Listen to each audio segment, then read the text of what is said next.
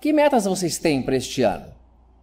Será que coincidem com as metas que Deus tem para cada um dos seus filhos? Quem daqui passou o ano de branco? Quem no aniversário corta o bolo de baixo para cima? As metas de Deus para 2019 são as metas que farão a gente melhorar moralmente. Se Deus escolheu, estará escolhido.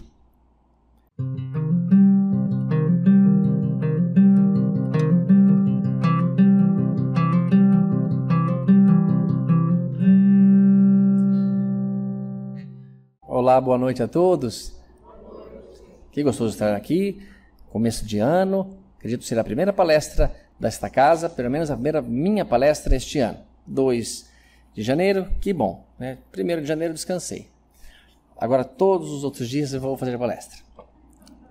E espero que as minhas mensagens melhorem principalmente a mim. Porque o ouvido que primeiro escuta das coisas que falo é o meu mesmo. Então, como é um tema bastante voltado para renovação, início de ano, eu queria perguntar a vocês, e vocês respondam por vocês mesmos.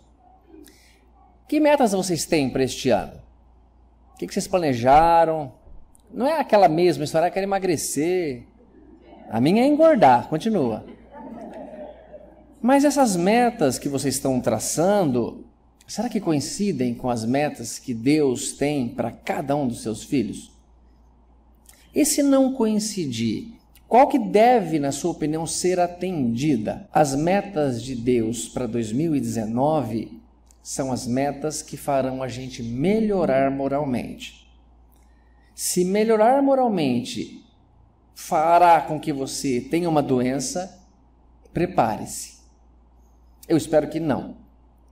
Eu espero que nenhum de nós passe aqui dificuldades de coração, porque uma criança deseja o bem, achando que aquilo é o bem.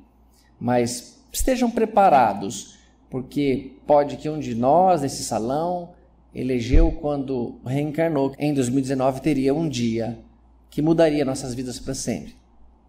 E às vezes essa mudança não ocorre especificamente com uma atitude em nós, mas sim com aquele que a gente ama muito, como um filho, como esposo ou esposa. Mas de qualquer modo, que estejamos preparados para mudar. Quem daqui, agora sim levanta a mão, eu já vou levantar a minha primeiro, passou o ano de branco? Só isso? Pode levantar, legal. Quem passou de amarelo? Quer dinheiro, né? Quem passou de branco e amarelo? De vermelho? Eu vou dar uma dica. Podem continuar passando com a cor que vocês quiserem. Passar, por exemplo, de vermelho, percebi que na festa de Réveillon que você está, ou que eu estava, chama a atenção da outra pessoa. Falou, ele está de vermelho. Deve estar querendo uma namorada ou um namorado. Para isso ajuda. Porque se você está passando de branco, é porque você está querendo paz. E se você está querendo paz todo ano, é porque você não encontrou ainda. Então talvez não funcione bem passar de branco. Quem no aniversário corta o bolo de baixo para cima? Por quê? Sei lá, falaram que era para cortar de baixo para cima. O bolo dá uma desgarçada, porque a cobertura, quando você corta... Mas eu corto de baixo. Por quê? Porque eu tenho medo de que não aconteça o que eu quero, o que eu pedi ali. Mas e se o meu pedido de aniversário for um presente que Deus não puder me dar? E não puder não é no sentido do can, é no sentido do must. Ele não deve me dar. Que ele pode, ele dá o que ele quiser. Mas essa é uma questão que eu gostaria de refletir com vocês, baseada no texto de Paulo de Tarso, que ele escreveu assim: a obra de cada um será posta em evidência. O dia específico. Poderia ser também um dia, mas é um dia específico. Então ele põe o dia, a tornará conhecida, pois se manifestará pelo fogo, e o fogo provará o que vale a obra de cada um. Um dia vocês serão colocados à prova. Não tem como escapar. E é esta prova que vai provar, portanto, se você está apto para um trabalho, se você está apto para fazer o que você quer, se você já pode receber isso ou aquilo. Eu, como uma pessoa da área de saúde, ligado à odontologia, percebi que muitos dos materiais odontológicos precisam ser testados, provados antes de se levar ao uso comercial. Eu tive até um professor, o professor Gerson Bonfante, um grande professor de prótese, amigo de meu pai, amigo meu. Ele disse assim: não faça do seu consultório um campo de prova. Não fica testando no paciente material assim, surgiu uma coisa nova, vou fazer. Porque pode não estar evidenciado, provado, e às vezes você se depara com uma situação embaraçosa. Mas todos os materiais, eu digo, da odontologia, precisaram ser testados, provados para saber da efetividade desse material. E o ser humano vem, de algum modo, aprendendo as coisas, ganhando conhecimento através de muitas provas que vamos passando pela vida. No caso, testando materiais para saber sua durabilidade, resistência e boa aplicação. Nós temos aqui comigo um amigo que veio comigo, vim de carona com ele, o Maurinho. Ele é professor de física. E ele me ensina muita coisa sobre testes de material, de supercondutores, como que o homem descobriu que isso era melhor do que aquilo, quais os testes foram submetidos. Isso é um fato, pessoal. Não tem como escapar.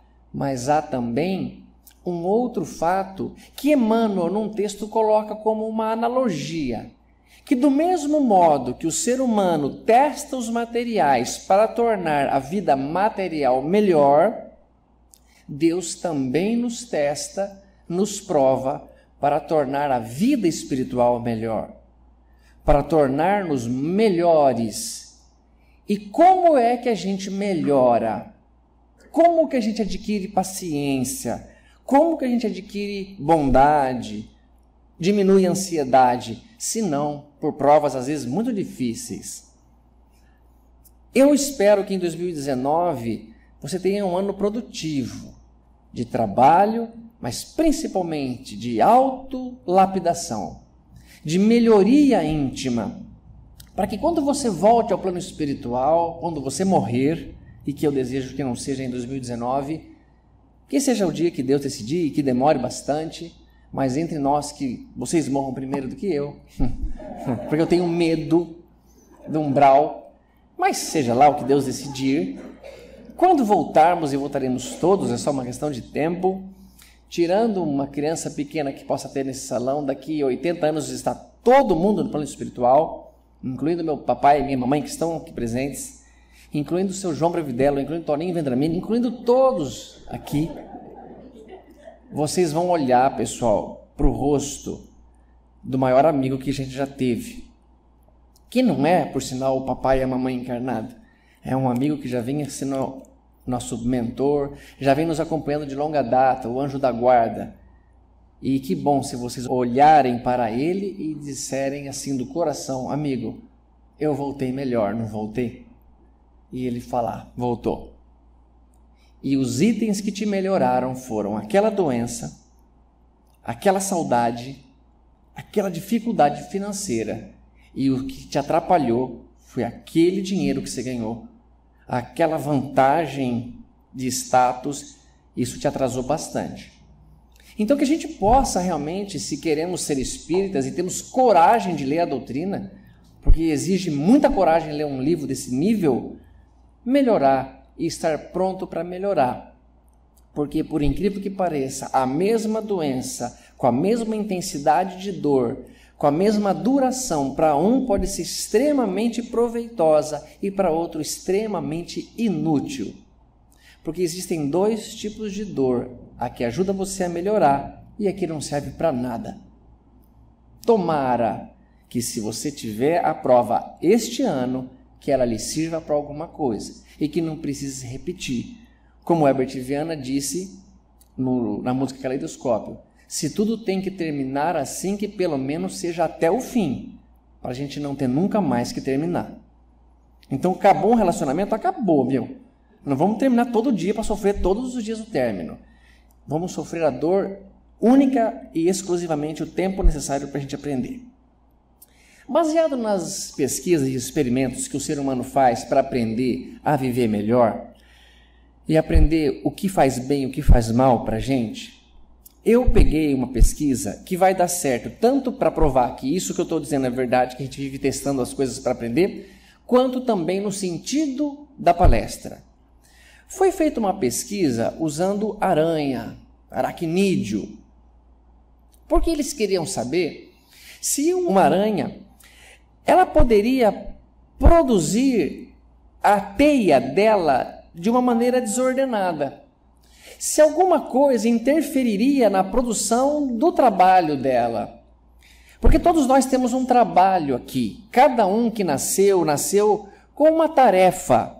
Eu não digo missão para não confundir com ser missionário. Missionário nós não somos, nós somos tarefeiros. Missionário foi Chico Xavier, foi Madre Teresa, essa turma de alto nível, de qualquer religião. Gandhi como hindu, o Siddhartha Gautama como Buda. Mas todos nós temos um trabalho, uma tarefa. E a pesquisa mostra o que tem atrapalhado e ajudado as aranhas no seu trabalho de produzir boas teias.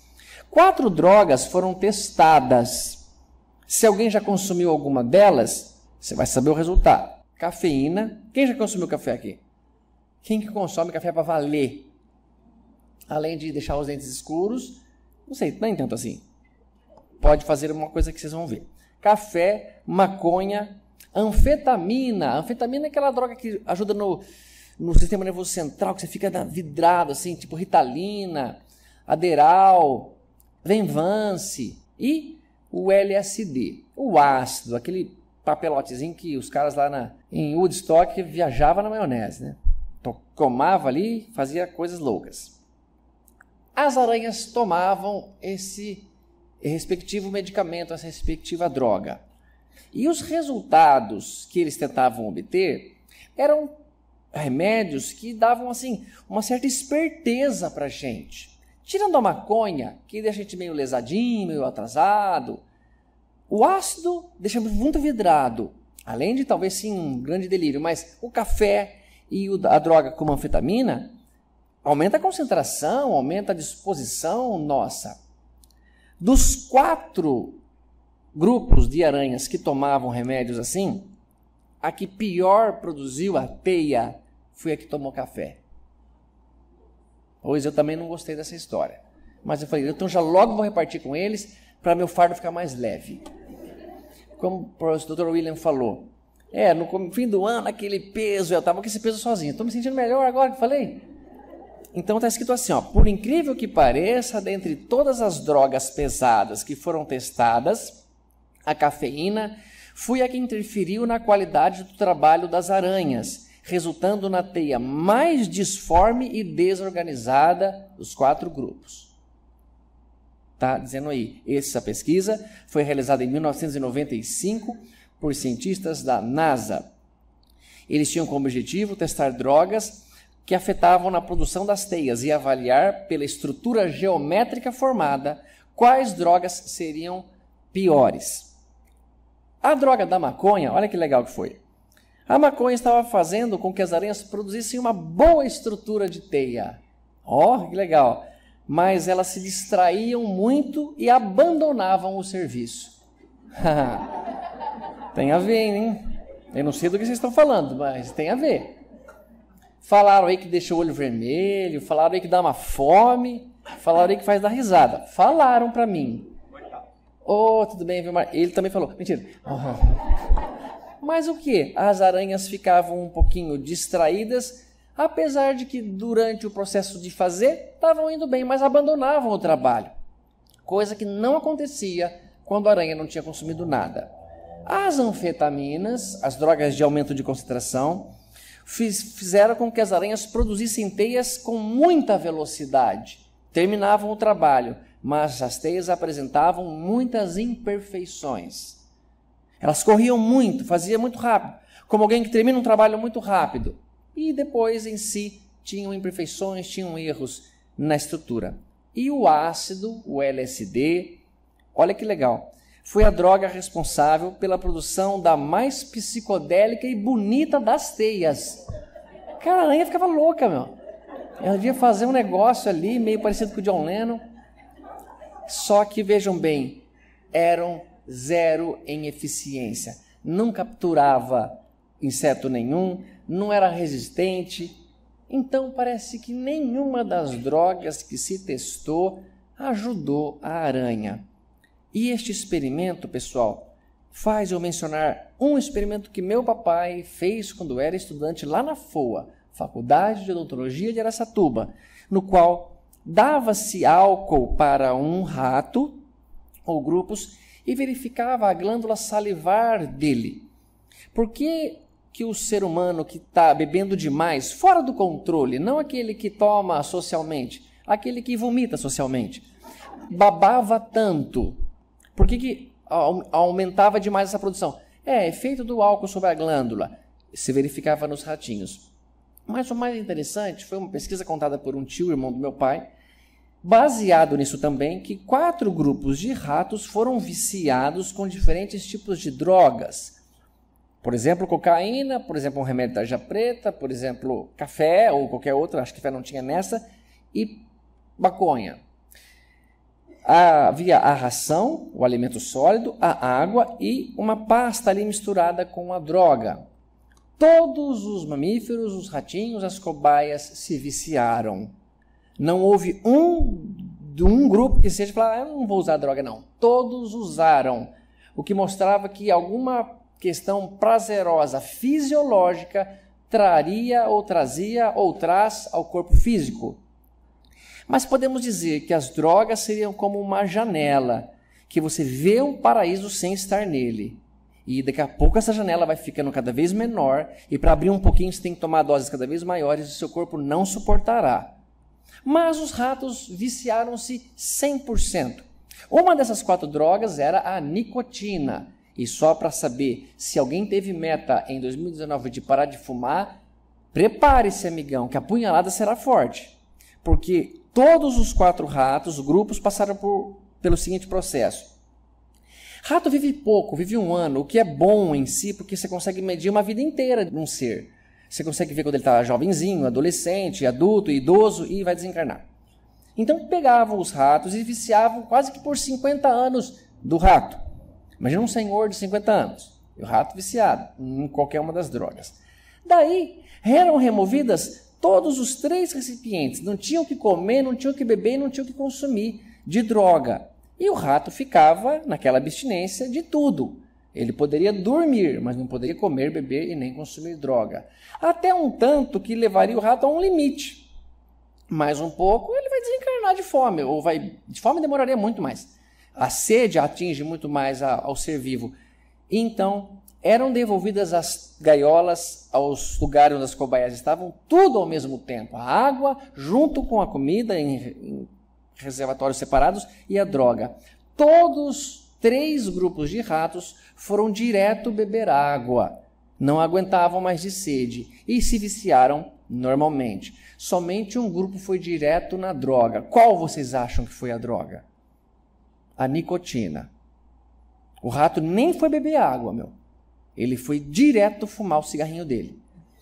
Mas fique claro, por que estou dizendo sobre drogas, sobre cobaias e sobre aranhas que produzem teias diferentes? Porque muitos de nós usam remédios para diminuir a tristeza. Muitos de nós usam remédio para aumentar a concentração e ser melhor, fazer uma prova de vestibular dopado, como alguém que toma doping para correr. E como não tem prova de doping, você pode ver isso nos Estados Unidos, num filme da Netflix que se chama Take Your Pills, tome a sua pílula. O jovem toma aquilo, aumenta a concentração dele, ele fica muito mais produtivo, mas tem um alto custo por trás disso. E este experimento, pessoal, relembra de Jesus, no qual o mestre estava na sequência final da sua existência aqui na Terra, para ser crucificado. E ele passou por provas muito difíceis, carregar a própria cruz, ser enxotado, ser cuspido, ser humilhado publicamente, mas ele aceitava algumas atitudes de misericórdia. Para quem gosta de ler o Evangelho, ele aceitou a toalha de Verônica, no qual ele enxugou o rosto e ficou impresso ali o rosto dele.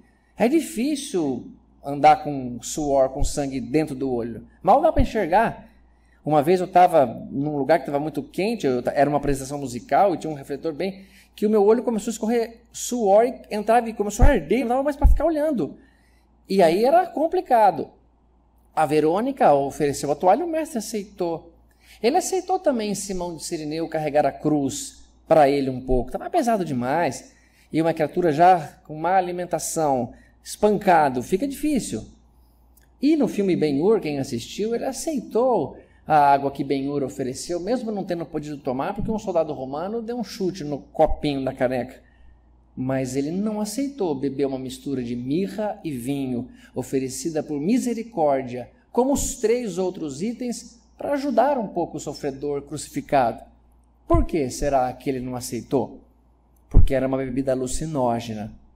Porque era uma bebida que deixaria, como todos os crucificados, entorpecidos. E ele então poderia não desempenhar bem a sua função de Cristo aqui na terra. Portanto, Jesus, numa atitude linda, honesta, limpa, sem palavras, falou: não vamos usar droga em 2019, não, pessoal. Vamos tomar remédio o menos possível. Eu tomo remédio para dor de cabeça. Porque eu não sei porquê, mas tem uma dor herdada da minha mãe e ela vai me pagar por isso. Como se fosse culpa da minha mãe. Não sei, mas dor de cabeça, eu durmo bem, qual é uma dor, meu? Às vezes eu tenho que desmarcar eventos que eu estava louco para ir. Mas esses remédios eu sinto que mexem assim com o meu emocional, sinto que mexem com a minha habilidade, me dá um pouquinho de tremedeira. E se eu conseguir suportar melhor a dor, insistir melhor, talvez eu esteja não só prejudicando o meu corpo ou evitando de prejudicar, mas adquirindo alguma coisa que está por trás da dor. A paciência, a coragem, a bravura, a determinação. Não, eu vou assim mesmo. Precisa mais para me derrubar. E consegui fazer isso. Olha uma frase de alguém que eu gosto muito e que mencionei aqui. O nome dele, quando eu falei da droga psicodélica. John Lennon uma vez falou assim: eu acho que depois que se apaixonou e não queria mais usar droga, o sonho acabou. Vamos encarar a realidade. Não se drogue por não ser capaz de suportar a própria dor. Nenhum lugar lhe fará se sentir um homem melhor, uma pessoa melhor. Eu já estive em todos os lugares, mas só me encontrei em mim mesmo. Não adianta fugir, pessoal. Pode tomar o que você quiser. Precisará passar, porque não é só passar, é aprender.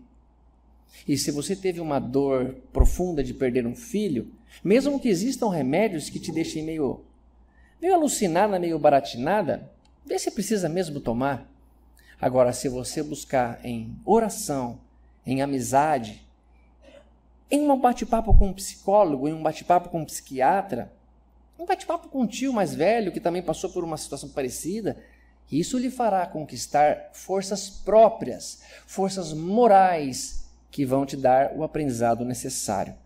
Isto é muito importante que fique claro. Deus também nos testará e vai colocar na nossa vida uma prova. Já foi combinado, foi escolhido, foi aceito por nós. Tudo que vocês estão passando, que passarão ou que passaram, foi combinado. 99% dos problemas que nós temos, nós criamos. Pode ter certeza. Não há uma injustiça assim, está passando por uma coisa que não precisava passar. Não, se está passando, mesmo que você não tenha causado, precisava passar para aprender uma coisa que você não sabe ainda. Senão nem estaria na Terra encarnado. Tem um casal aqui que vai se casar sábado e que eu estou honrado em estar lá com eles e que vão aprender a prova de viver junto. Não fizeram mal nenhum ao outro em outras existências, mas vão precisar conviver, porque no relacionamento íntimo ou de 2 seres humanos que se unem, vem um pacote junto, chamado família. Vem tio, vem vô, vem vó, vem primo mal educado, vem mãe do outro chatinha, rabugenta. Eu não estou dizendo deles dois, de qualquer um de nós. Mas eu tenho que aprender. Por quê? Porque ela me testa a paciência, me testa o discernimento. Precisa ser assim. A lei de sociedade é uma lei criada por Deus para a gente poder evoluir. Porque um homem isolado numa ilha deserta não evolui. Porque se você mora sozinho, a temperatura do ar-condicionado parece que é sempre boa. O programa de televisão é sempre agradável. Você tem fome na hora certa de jantar, mas põe o outro lá para morar com você. Meu, você está com frio? Não é possível, meu. Estou congelando aqui. Você não está com calor? Você não está com fome? Está na hora de sair. Ah, que música chata. Põe outra música baixa, aumenta. É o teste, é a sociedade. E isso está acontecendo. Mas se a gente estiver atento, a gente melhora.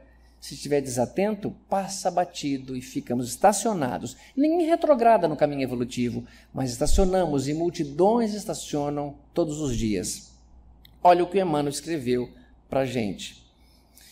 Como acontece nas provas materiais, para positivar a resistência das suas obras, como uma ponte, um fio elétrico, um pneu, podemos verificar que o Evangelho igualmente se reporta a essas provas há quase 20 séculos, na época quase, hoje já há mais que 20 séculos, com respeito às aquisições espirituais.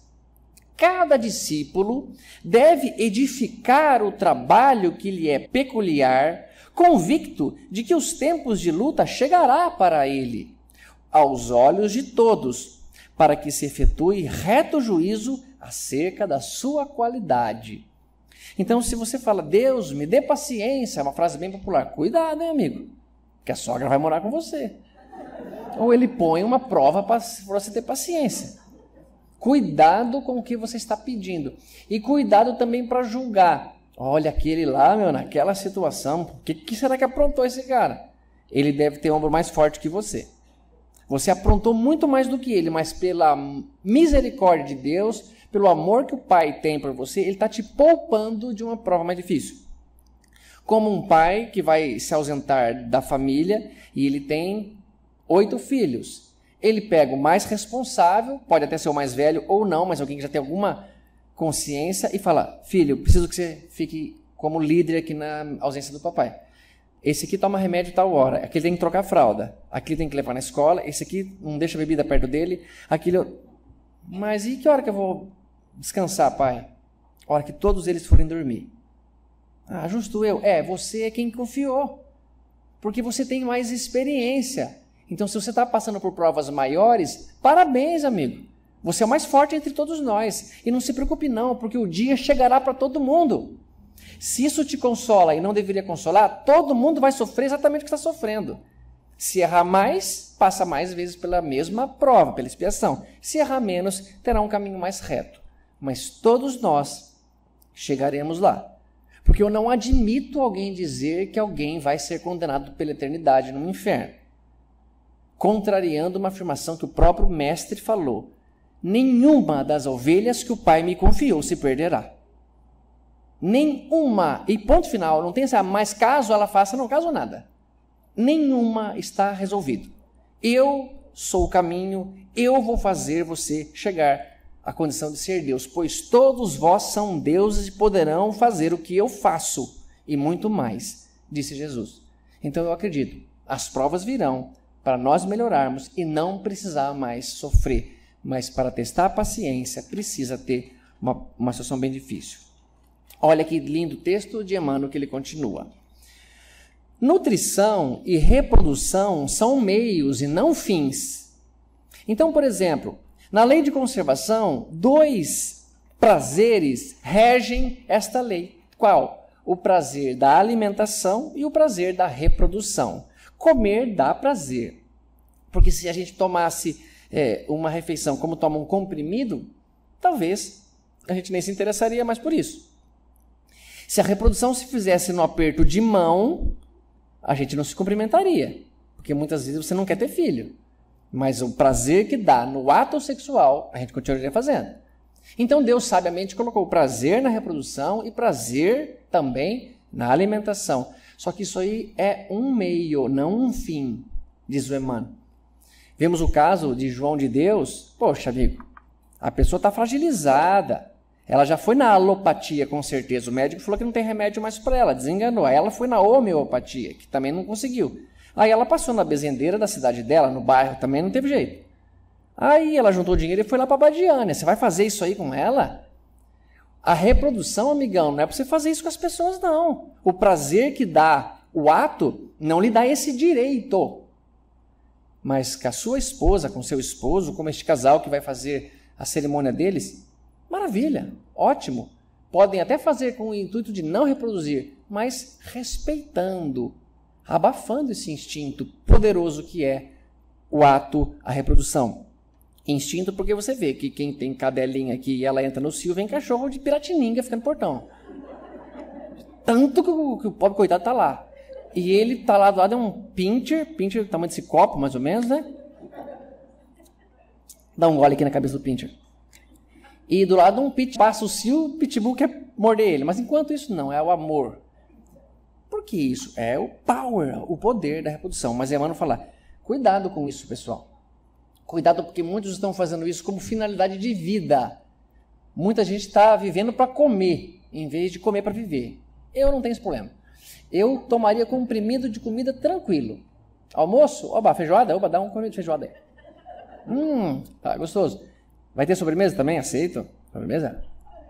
Ah, um cafezinho? Café, aceito. Para mim estava ótimo. Não me importa, acho demora a mastigar, e quase sempre estou fazendo um negócio tão legal. Ai, tá pronto o almoço, minha mãe fala, não acredito que tá pronto o almoço já, mãe, que rápido. São 1h30 já. Nossa, 1h30, estou tão concentrado.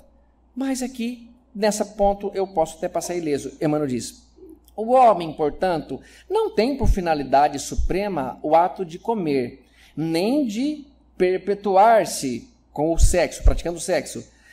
Já convertidos em sua imprevidência na glutoneria, na ser guloso e na perversidade, porque isso está prejudicando a tua vida. Então você não tem que viver para isso, você come para viver, porque tem um propósito maior por trás. E ele continua, a finalidade da sua passagem no mundo é aprender, é a aquisição do espírito de serviço e a obra de seu aperfeiçoamento através de trabalhos duros e persistentes.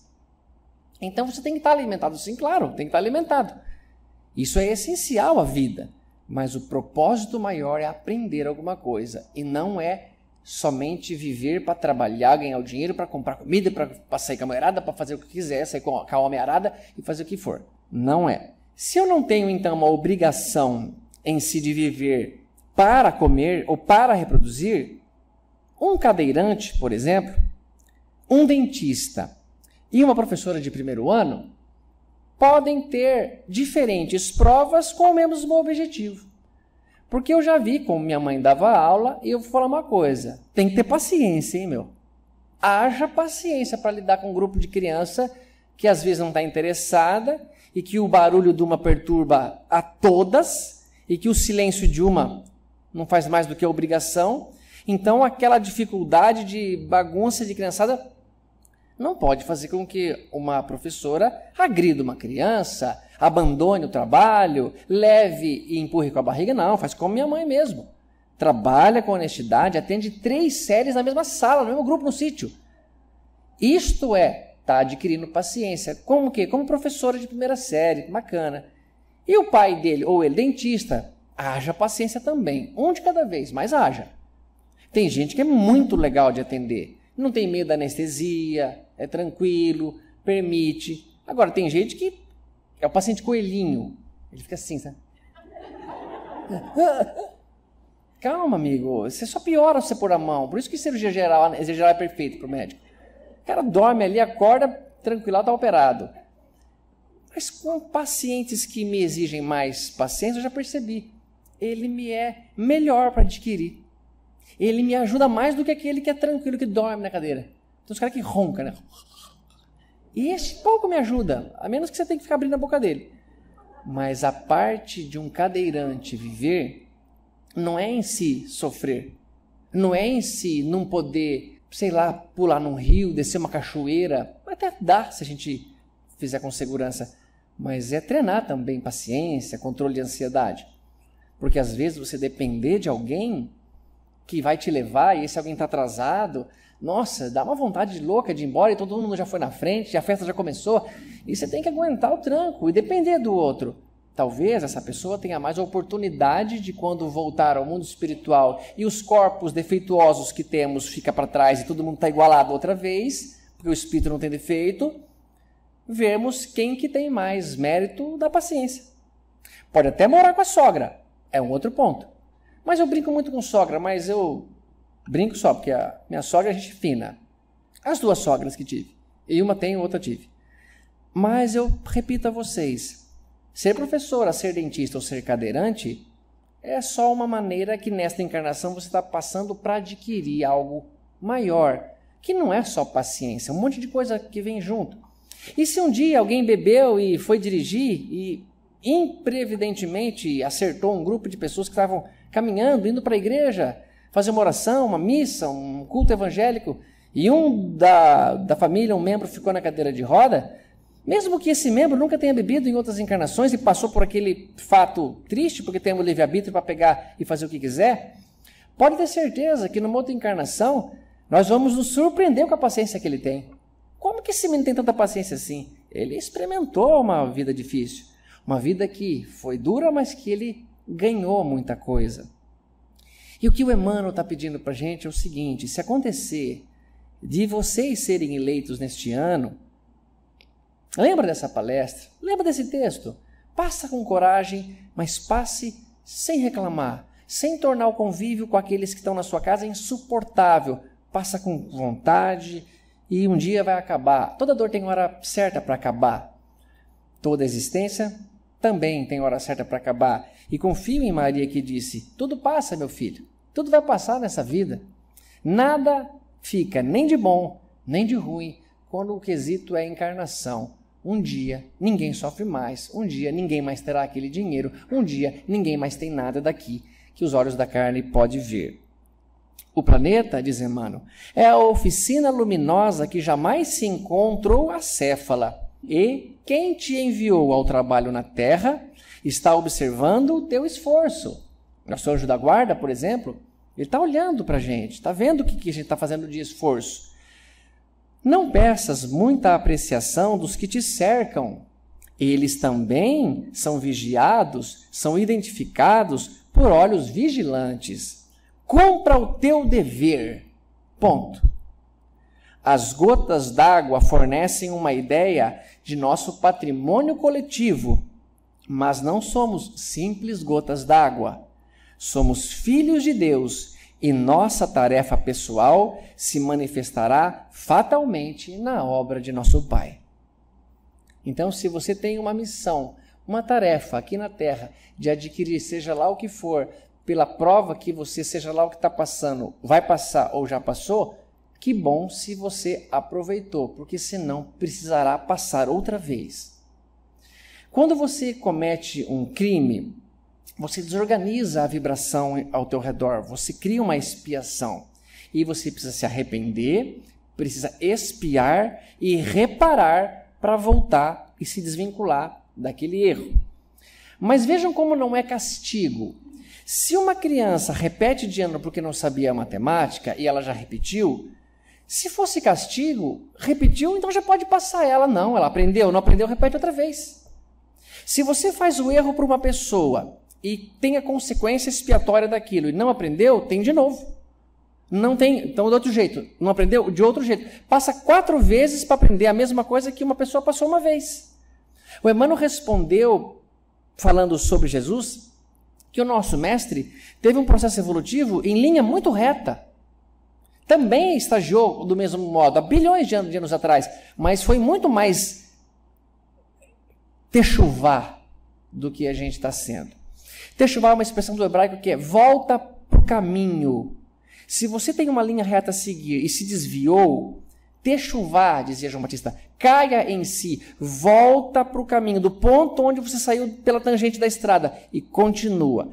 A gente sempre fica e desvia para cá um pouquinho, desvia para lá um pouquinho, desvia para cá um pouquinho, desvia para lá um pouquinho, e é caminhando. Mas o problema é ir para lá, ir para cá, e demorar demais para voltar para esse caminho. E nós temos, pessoal, alguns exemplos, sim, de pessoas maravilhosas que passaram aqui pela Terra. Um deles foi Chico Xavier. Outro foi o gigante deitado, Jerônimo Mendonça. E do mesmo modo que o Jerônimo foi avisado para vocês, avisado numa plateia, num auditório, numa palestra espírita como essa, quem sabe vocês hoje não serão o Tarzan que o Jerônimo foi. Rapidamente, a história dizia assim no livro: O Aviso.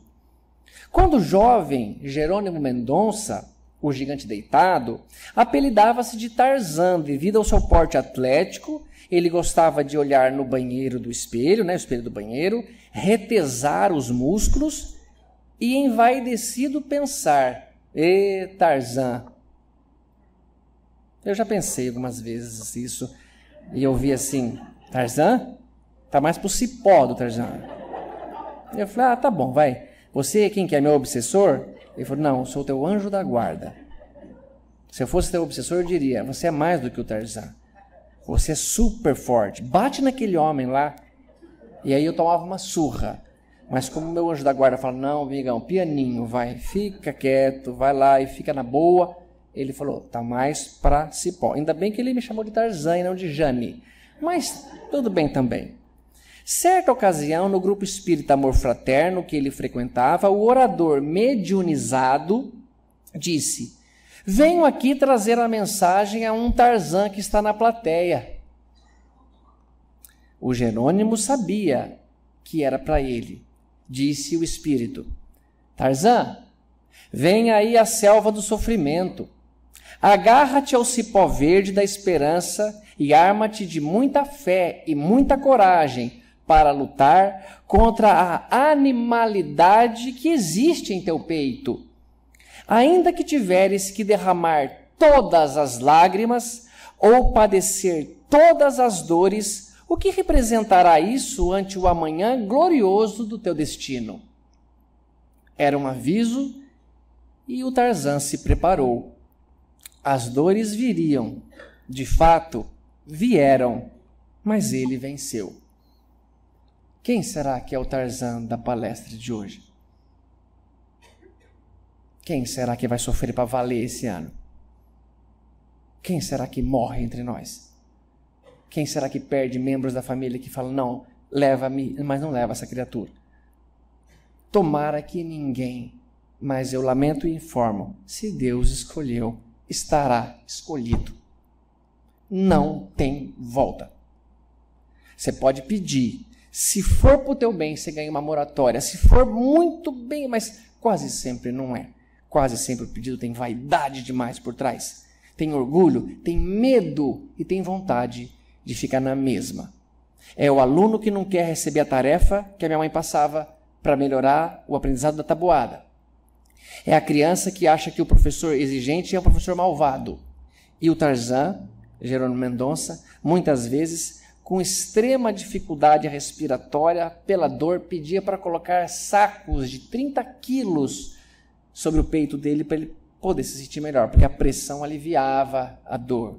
Como eu, lá com dor de cabeça, a massagem compressiva me ajuda muito. E uma vez o Chico deu lindamente uma lição para nós, quando um repórter, perguntou para ele se por acaso ele suportava aquela peregrinação na porta dele com que força. Como ele guardava energia para trabalhar daquele jeito e ainda por cima ficar ouvindo reclamação das pessoas que ficavam ali na porta da casa dele falando. E de repente o olho do Chico começou a sair sangue. Não era porque ele estava chorando pela dor da vida dele. Não, saía quase sempre. Era uma conjuntivite hemorrágica que ele tinha inoperável. E o repórter falou: Chico, está saindo sangue do seu olho. E ele aproveitou e falou: sabe, filho, eu tenho uma catarata hemorrágica desse olho. Não enxergo nada por ele. E esse outro eu faço um tratamento com colírios variados, que diminui-me a sensação de estar com areia nos olhos. Mas sabe, filho, há muito tempo já percebi que enxergar, ainda que precariamente, ainda que por um olho só, para mim já é um privilégio.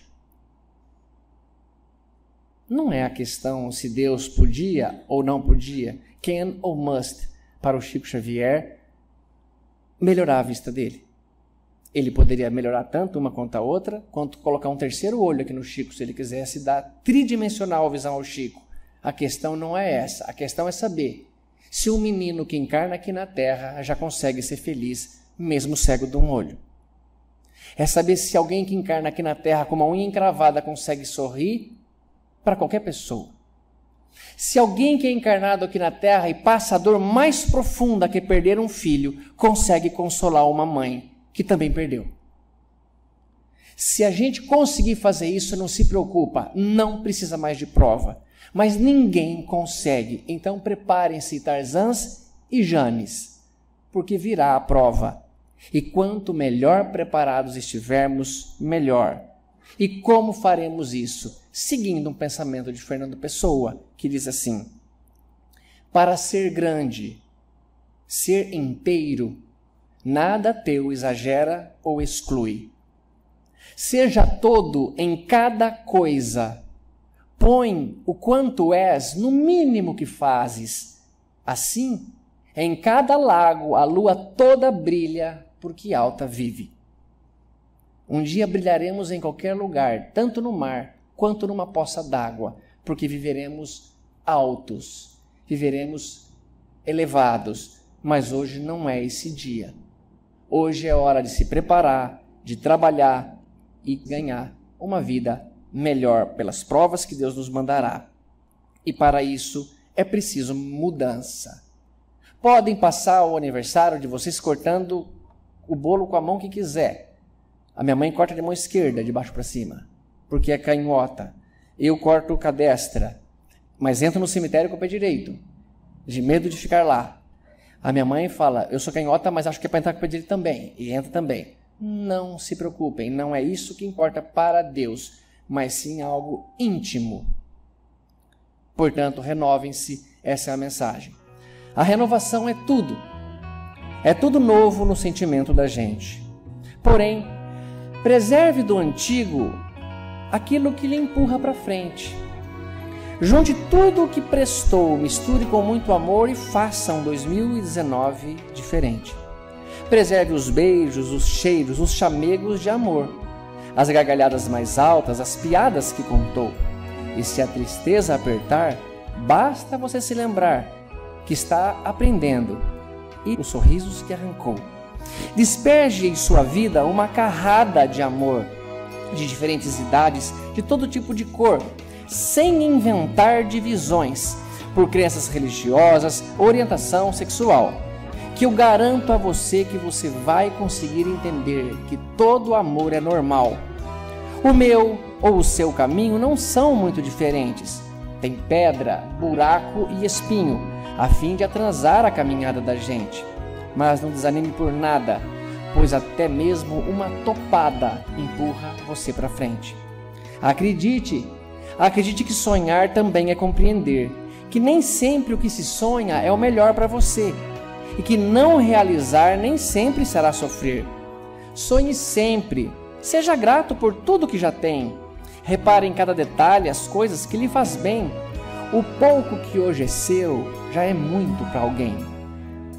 Ter um chão para pisar, o sol para lhe dar calor, ter o ar para respirar, ter saúde, ter amor, ter tudo isso já faz de você um realizador. Seja sempre inquieto e vez por outra paciente. Parece contraditório, soa meio diferente, mas às vezes pisar no freio também é correr para frente. A vida não é tão simples. Viver não é só sorrir. A lagarta que rasteja, rasteja para evoluir. Mas um dia se transforma em borboleta, bate as asas e voa por aí.